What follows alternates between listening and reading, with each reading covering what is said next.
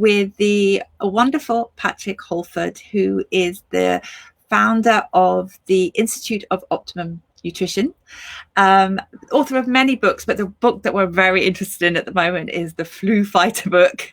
Patrick's here to talk to us about how to boost our natural immunity, but also about the interesting initiative that he is creating with the Frontline Immune Support and crowdfunder about trying to get some fantastic nutrition into the NHS for our NHS workers. But first of all, Patrick, welcome. Lovely to see your face. Thank you. How can we boost our natural immune system? Help us. What do we need to do? Well, nutritionally, there are three main drivers. One is vitamin C. It's absolutely vital for the immune system. I could list at least 12 different ways that it supports your immune system. And interestingly, if you're very deficient in vitamin C, which is called scurvy, people actually die from pneumonia, which is what's happening right now. So you want to make sure that you have adequate vitamin C. It's water soluble. And that means that if you took all your vitamin C in one go in the morning, it will all be gone within 6 hours. So I actually take 1 gram of vitamin C twice a day, morning and afternoon. And that gives me a nice sort of general cover. The second is zinc.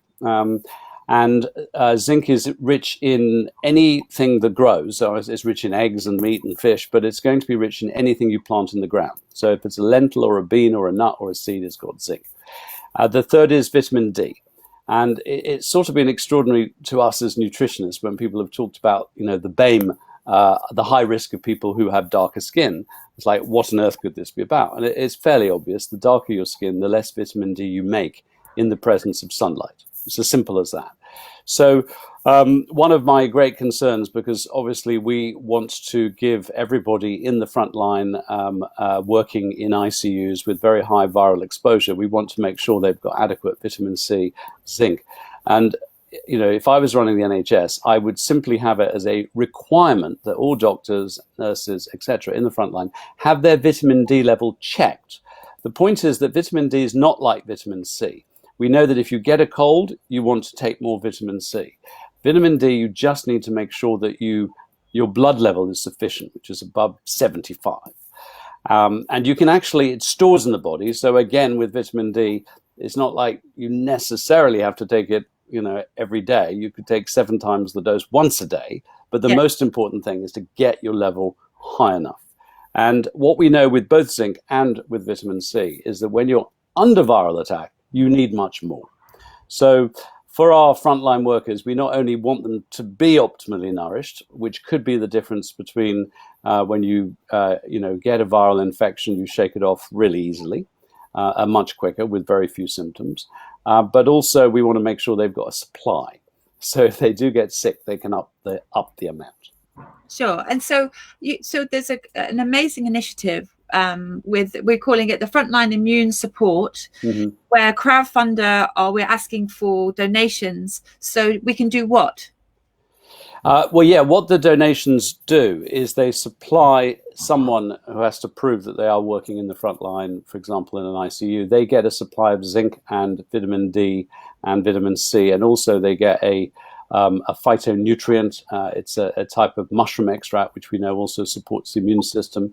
They get a copy of my book, Flu Fighters, so they can really understand what's going on.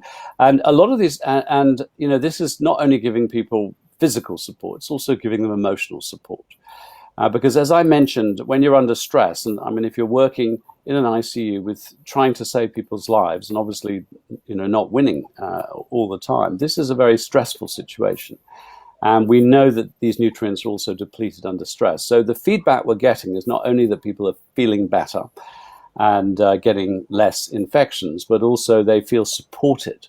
It's very nice to clap, but clapping doesn't, they really feel that there's people out there who are caring about how they feel. And I think that's also important.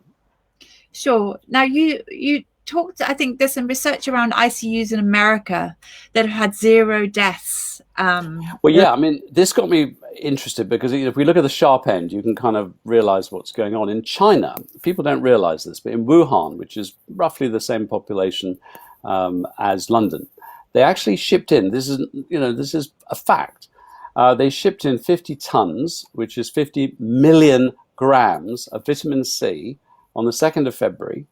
And every hospital director that I've spoken to in Wuhan has said that they gave vitamin C to every frontline worker and every hospitalized patient in quite high doses. While I said I take 2 grams, they were giving up to 20 grams to their hospitalized patients. And then in their ICUs, their intensive care units, they were giving intravenous vitamin C. They did the first, what we call randomized controlled trial, which basically those on mechanical ventilators, which are obviously in a very serious life-threatening condition, half of them got vitamin C and half of them got placebo. Now, you know, it's almost too hard to do that now ethically. And yet the science community calls for this. And what they did was they got a third less deaths with the intravenous vitamin C. They actually had 24% die. Now, in the UK, the average, I hate to say it, of people once ventilated has gone from 67% at the start of this down to 65%. 65% put on ventilators die. The average in ICUs, once someone is in ICU, is 50%. So the Chinese got it down to 25%. But now there's a group of over a dozen doctors now in America who have worked something very, very important out. They've actually tested the vitamin C level of people in ICUs with COVID-19, and every single one, without exception, has had a level of vitamin C below that which diagnoses scurvy, which is serious deficiency.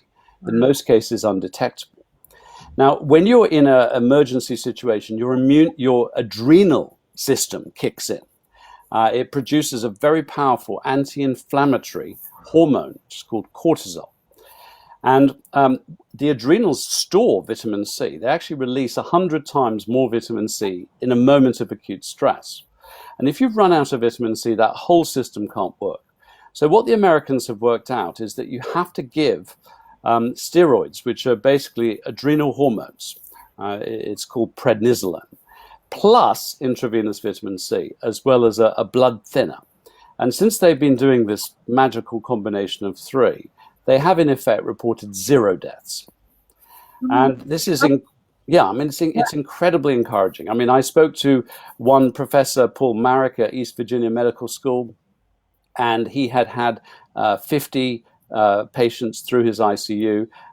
His 48 survived and were released quite quickly, recovered. 2 died. They were both over 85. One had end-stage liver cirrhosis, the other end-stage, I think it was emphysema, lung disease.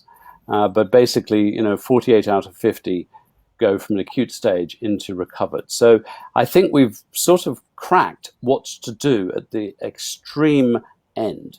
And what's so fascinating is that vitamin C is very much involved. It's almost like, I mean, the way I look at it is, you go on a lovely stay in a hotel spa, and there are all these waiters and people who clean your room, and they do a wonderful job. We could say that's vitamin C on a normal day. It keeps you healthy, et cetera, et cetera. Yeah. Suddenly in comes a hurricane, which is this thing. And those nice people now become the emergency services who've got to whisk you out of there and get you to safety. So when you are under viral attack, you need a lot more vitamin C. I'm 62. I've been doing this since I was in my early 20s. If I ever get the first sign of a cold or flu, itchy throat, blocked nose, runny nose, I simply take 1 gram, which is 20 supermarket oranges worth, every hour until I forget, because the symptoms are gone. And in most cases, for example, in one study where they gave 8 grams, so it was like 8 pills, within the first 24 hours, 46% were symptom-free by the end of 24 hours. And this virus is no exception. If you get in there hard enough and fast enough, and you understand how your immune system works, then you can win quickly. The real problem is if you are undernourished. By the way, diabetes. People don't realize that animals make vitamin C from glucose. So if I have a goat, my body weight, it makes 15 grams a day. 1 gram is 20 oranges worth. If you stress that goat or expose it to a virus, it can produce up to 100 grams a day, a very, very large amount. And they make it from glucose. So diabetics, glucose and vitamin C are both transported in the same system in the body. So a diabetic is immediately under massive vitamin C deficit. They can't use vitamin C in the right way. The sugar competes with the vitamin C.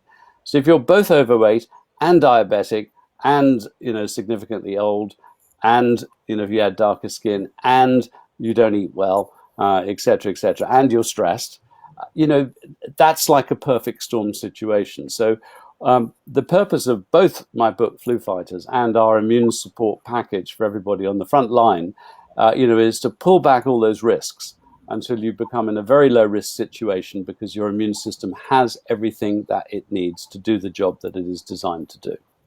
Brilliant.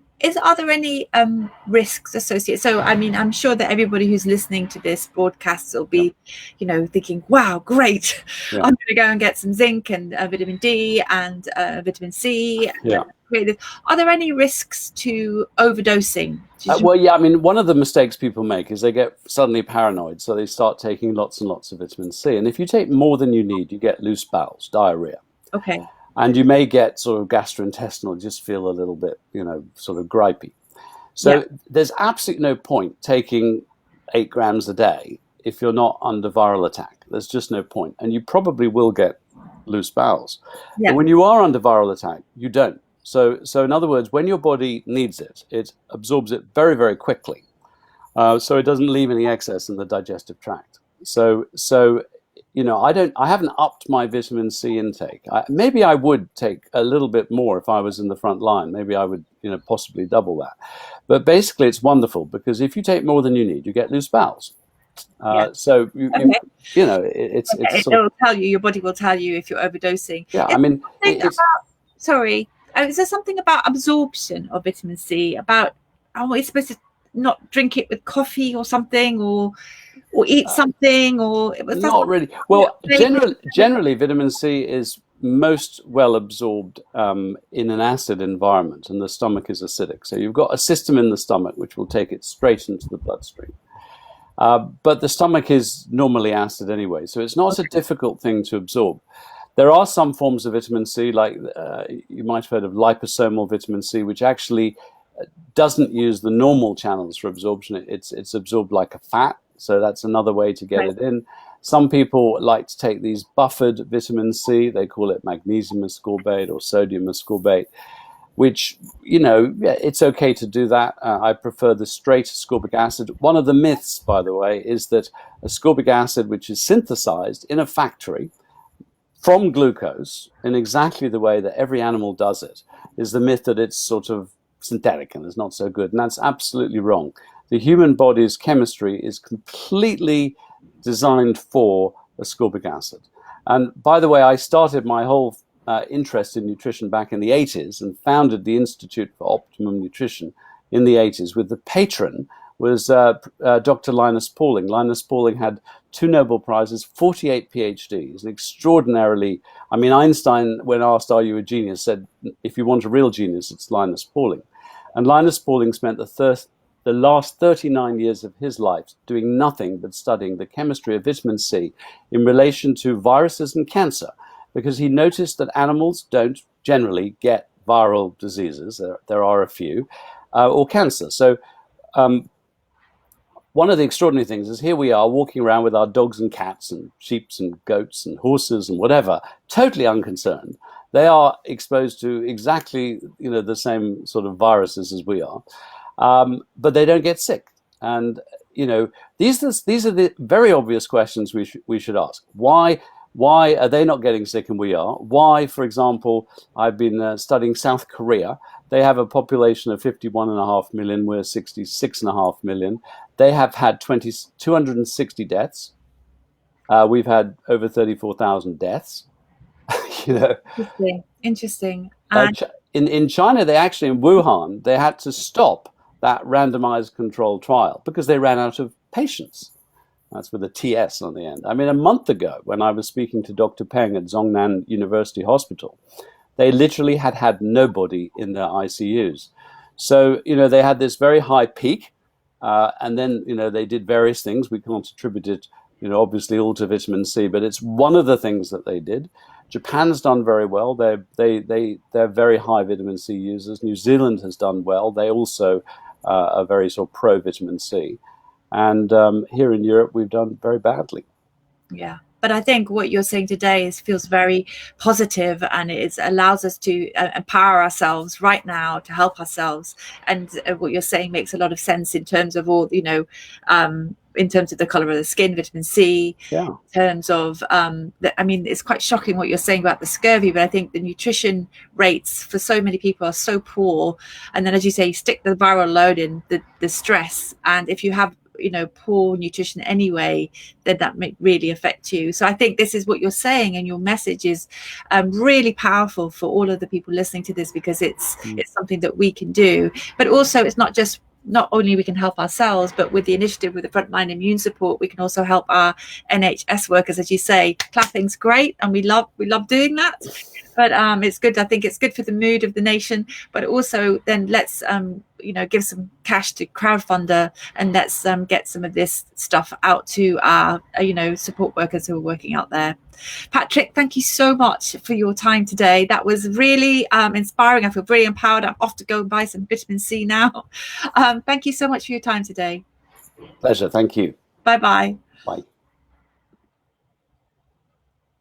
Patrick, that was fantastic.